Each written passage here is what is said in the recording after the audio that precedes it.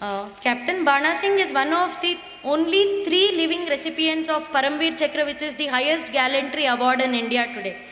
And he was awarded this in capturing the most strategic post on the Saltaro range near the Siachen Glacier in Ladakh, where the temperature is about minus 35 degrees centigrade at an altitude of 21,000 feet. Nayab Subedar, later Subedar Major and Honorary Captain Bana Singh Ji, was born at Kadyal in Jammu and Kashmir and enrolled in the Indian Army into the J&K Regiment in Jan 1969. The citation for the Paramveer Chakra awarded to him reads, Nayab Subedar Bana Singh volunteered to be a member of a task force constituted in June 1987 to clear an intrusion by an adversary in the Siachen Glacier area at an altitude of 21,000 feet. The post was virtually an impregnable glacier fortress with ice walls 1,500 feet high on both sides. Nayab Subedar Bana Singh Ji led his men through an extremely difficult and hazardous route. He inspired them by his indomitable courage and leadership. The brave Nayab Subedar and his men crawled and closed in on the adversary, moving from trench to trench, lobbing hand grenades and charging with the bayonet. He cleared the post of all intruders.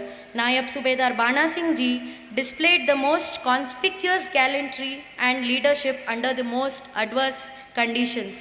I know all of us have been so lucky to have him today. This is definitely a lifetime opportunity for all of us. So please put your hands together to welcome Bana Singh Ji on stage. We now request Bana Singh Ji to please share his valuable and inspiring experiences with us. Thank you. आज इस माध्यम इस stage से youth for सेवा और सभी जितने भी यहाँ माननीय हमारे बड़े भाई बहन और दोस्त यहाँ आए हैं, सबको मेरा नमस्कार। आज ये जो आपने ये कार्यक्रम शुरू किया है, ये एक सराहनीय योग है स्वामी जी ने, क्योंकि हमने एक एग्जाम्पल पेश करनी कि हमारे पूर्वजों ने, हमारे बड़ों ने क्या कुछ किया इस देश के लिए या इस धरती के लिए। और ये जो एनजीओ बनी है, मैं इनकी सराहना करता हूँ, क्योंकि इनके साथ मेरा वहाँ से जब एयरपोर्ट से यहाँ पहुँचे थे इंटरेक्शन हुआ है। जब ये द्रास में गए हैं और जितनी फौज थी उनके दिल में ये एक इतनी प्यार की भावना पैदा हुई कि अगर आप हमारे साथ हैं तो हमें दुश्मन की कोई भी परवाह ही नहीं है, दुश्मन से हम डरने वाले नहीं हैं। सिर्फ आप लोगों का संयोग हमारे साथ है, आपका प्यार हमारे साथ और हमारा आपके साथ है, तो देश की कोई भी पाकिस्तान क्या कोई भी कंट्री हमारे सामने इसको तो जीरो है।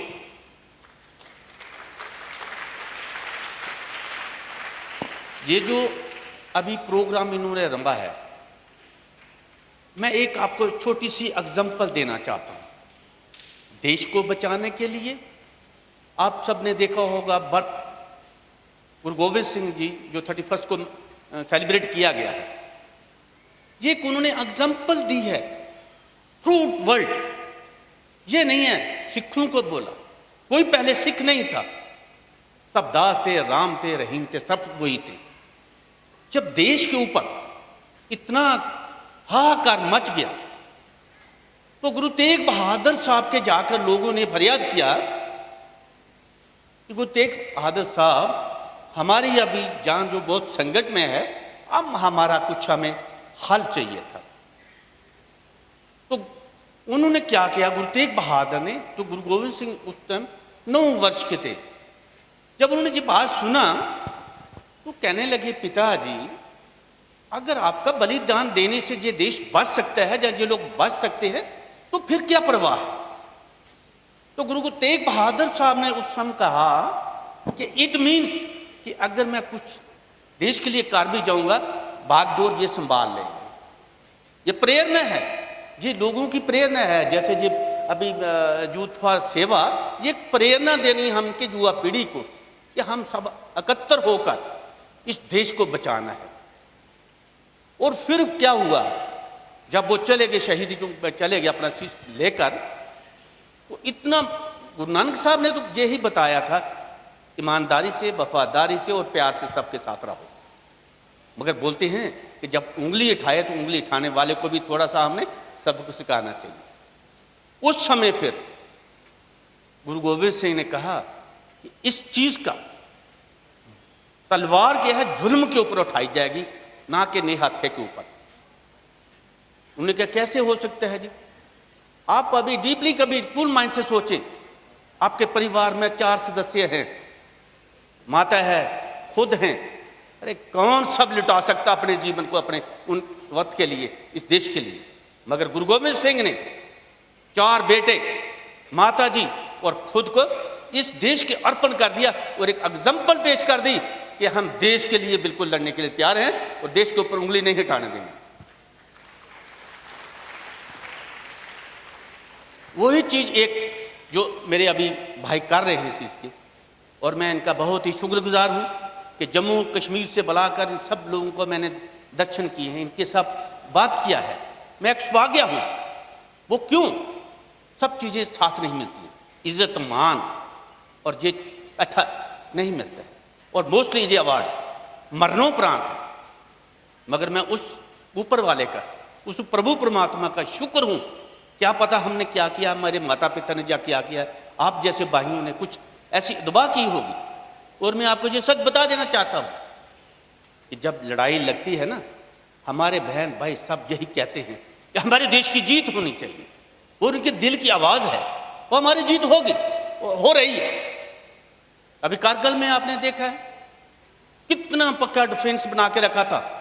अभी जो हमारे एकता यात्रा के हमारे भाई गए थे, हमारी बहनें वहां गई थी, उनके दिल में अच्छी इतना प्यार पैदा हुआ, और इनके दिल में भी प्यार पैदा हुआ कि फौज कैसे रह रही है। ये बोल रहे थे कि हमें टेंट में रहे कि बहुत सर्दी था। मैंने बोला नहीं, वो सर्दी एक डिस्ट्रीब्यूट हो चुकी थी सभी कि हम आपके साथ हैं। तो इस चीज को हमने, एकता को हमने बनाकर रखना है।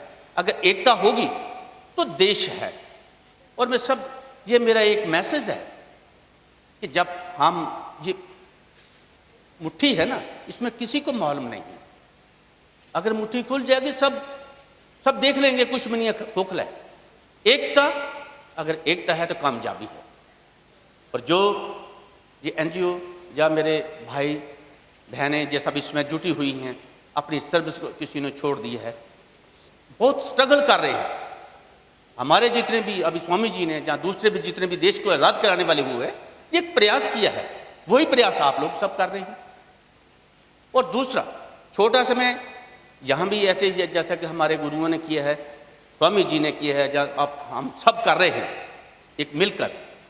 तो मैं एक छोटा सा 2-4 मिनट के लिए और भी आपको बता देना चाहता हूँ कि जैसे कि साइटेशन मेरी बहन जी ने जहाँ पढ़ी है, करना और करवाना, बहुत अंतर है इसमें। देखो मैं डिफरेंस, एक तो रास्ता दिखाता है मगर साथ कोई नहीं जाता है। क्या हुआ कि हम नहीं चाहते कि हम पड़ोसी देश के साथ कुछ युद्ध करें। युद्ध एक नाश है, बहुत घर खाली हो गए हैं। कारगिल में युद्ध हुआ, अभी आतंकवाद का युद्ध चल रहा है, कितने घर, बहू बहन बेटियां सब ऐसे हो गए। वो कब देखेंगे अपने भाई को, कौन देखेगा, बीवी जो अपने घर वाले को कौन देखे, माँ अपने बेटे को कौन देखेगा, बाप अपने बेटे को कब दे सकता है। इसमें कोई बड़ापन नहीं है।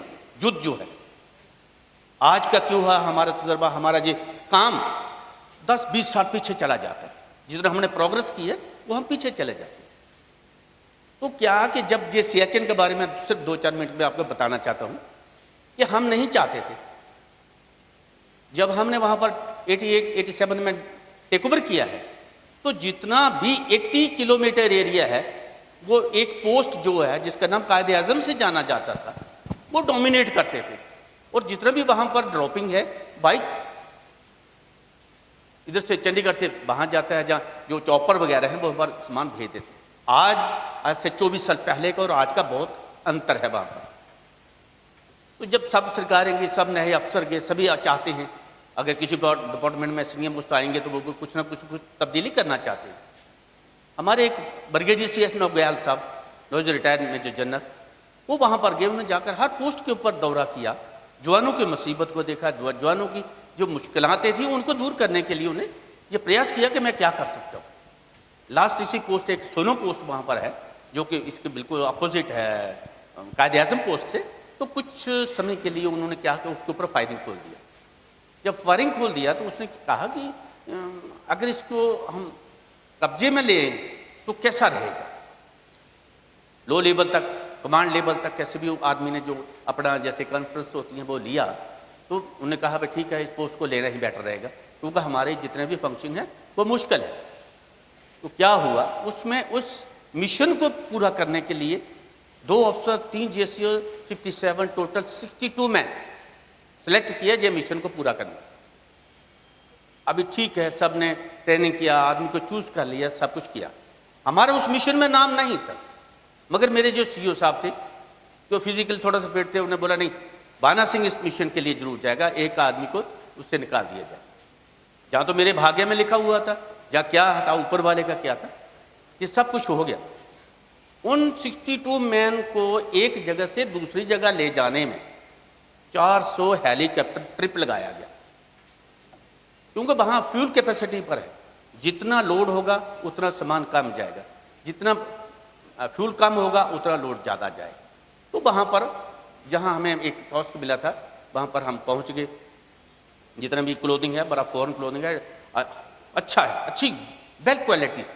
और जब हम पहुँच गए, जिस रात को हमने वहाँ कैंपस लगाया अपना, तो 2 आदमी की जानें चले गई। तो नेचुरल बात होता है कि वो क्या है, मरमरिंग सी पैदा हो गई, सब लोग बोलने लगे उसका क्या हुआ, उसका क्या हुआ। तो जी हमारा जो मिशन था ये हमने 30 जून करना था। हमने ये प्लान किया, क्यों नहीं, अगर हमें CO साहब इजाज़त दे तो हम इसको जरूर उससे पहले कर सकते हैं। देखो तो एक बातें हैं कि जैसे फौज के हमें पढ़ाई है, ग्राउंड टू मैप और मैप टू ग्राउंड, वो तब पता चलता है जब हम उस रास्ते पर चलेंगे। मैप तो 200 साल पहले बना था, कौन गया उस मैप पर। हमने कोशिश किया सोनम से डायरेक्ट चढ़ने का, आप मानोगे 8 बजे हमने शुरुआत की, सुबह 4 बजे तक 150 मीटर नहीं चढ़ पाए। इतना कड़े स्नोफॉल हो रहा है, आदमी खुद ऑटोमेटिकली सीज हो जाता वहाँ पर। मगर क्या है, देश के लिए हमने अभी ये कसम खाई है, अगर हमें कहीं भी भेजा जाएगा, अगर हमें लॉस्ट किया है कि अगर हम अपने जीवन की बाजी भी लगानी पड़ेगी, हम बिल्कुल तैयार हैं। तभी तो एक एग्जाम्पल पैदा कर सकते हैं, तभी तो एक हिंदुस्तान आर्मी में एक मेजन बना है फौज का। जब वापस आए तो नेचुरली होता है, जो हायर कमांड के लोग होते हैं वो आके पूछने लगे बात क्या है। वो ये बात थोड़ी सुनते हैं कि ट्रैक नहीं है, वहाँ जाने का नहीं है, भाई कुछ नहीं है। एनी हो, फिर जब वापस पहुँचे, फिर एक कॉन्फ्रेंस लिया हमारे जो मेजर विंदर सिंह, नौ रिटायर्ड एज ब्रिगेडियर। तो हमने कहा कि क्यों नहीं, क्यों साहब ने बोला आई वांट पोस्ट, हमें कुछ नहीं चाहिए, 62 भी जाए, 600 भी जाए, मगर आई वांट पोस्ट। ये फौज क्या है, करो जा मारो, दोनों चीज़ें। उसने बोल दिया ठीक है। मेजर साहब को भी थोड़ा दिल में आ गया, गुस्सा आ गया कि चलो ठीक है, नहीं हो, सबको इकट्ठा किया। 29 मई को हमारे एक पेट्रोल गया था, जिसमें राजीव पांडे और हमारे नायब सुबेदार हेमराज, कुछ जवान हमारे शहीद हो गए थे। उसके बदले की भावना से हमें इसको पोस्ट को लेना था। 29 मई वाले जो रस्सा बांधा हुआ था, दोबारा मैं और मेरे साथ 2 जवान, एक और ट्रेन शुदा और हवलदार एक वहाँ पहुँचे, दोबारा रोप बांध कर नीचे आकर मेजर साहब को रिपोर्ट दे दिया, हम जाने के लिए रेडी हैं। सबको फोन किया और कहा सबसे आगे मैं चलूंगा, अगर किसी आदमी ने पीठ दिखाने की कोशिश की, मैं पहला आदमी हूंगा उसको गोली लाऊंगा। क्योंकि बिना डंडे कोई काम नहीं होता, खासकर स्पेशली फौज में। हुक्म, बस हुक्म की पालना, ये नहीं सर कल कर लेंगे, अभी कर लेंगे, आधे घंटे ना, ऑर्डर इज ऑर्डर। तो हमने क्या शुरू कर दिया।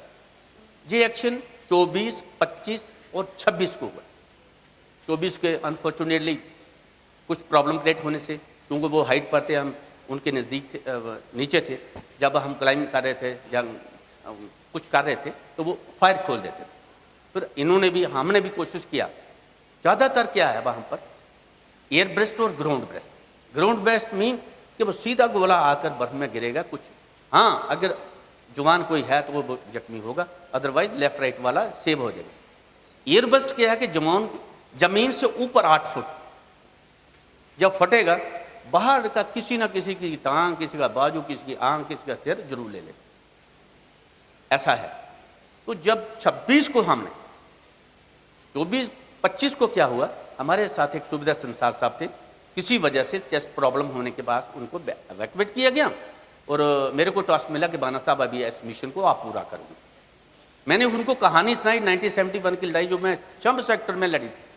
मैंने साहब उस समय ये हुआ था, कहता है जी आप पर निर्भर है कैसे करना आपने। ओके चले गए, आप मानोगे वो -30 और 45 डिग्री दुश्मन ऊपर है, हम वहाँ पर बैठे हुए हैं और बहुत तेज हवा।